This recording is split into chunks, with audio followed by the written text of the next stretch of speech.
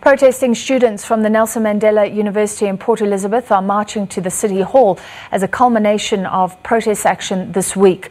The protest, driven by SASCO, the Student Council, is born from a number of grievances, including a lack of accommodation, textbook supplies, food allocation and unresolved security issues on campus, the organisation says. Lectures have been disrupted since Wednesday. For more, we cross to our reporter, Eviwe Porti in Port Elizabeth. Eviwe, is the situation calm right now? What's happening?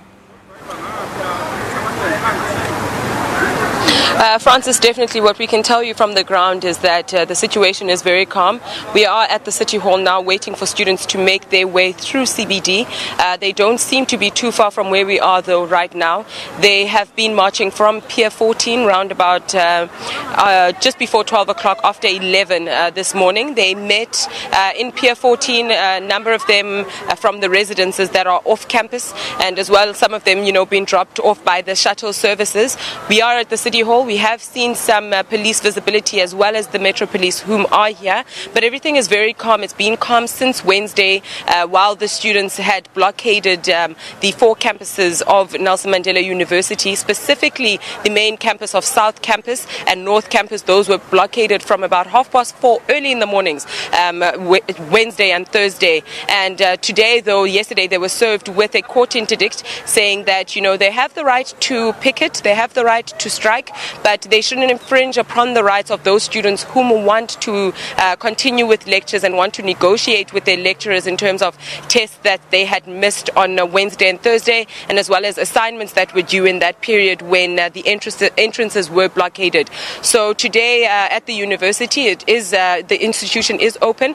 However, the marching students have alluded to the fact that they don't want a situation where it is business as usual, and that other people, have the ability to attend classes, write tests, while others choose to picket. It might be at their disadvantage. So they are in negotiation with the university and have said that they'll be consulting their legal options as well in terms of ensuring that everyone is under the same banner, and that the issues and the problems that they find themselves facing as students, as you have alluded to, the meal allowance and as well as textbook allowance, very high on their priority card. They've said that they want to be taken seriously. You'll remember, Francis, if I can just take you back, speaking to the SRC Deputy President earlier on in the week, he said that they had been in negotiations and talks with the institution from the 3rd of January this year when they started their Right to Learn campaign, and that, they'd come to a point now where they've become impatient, and it's about 20 days to the examination period where you find students actually don't have textbooks, and some of them, can't access proper meals.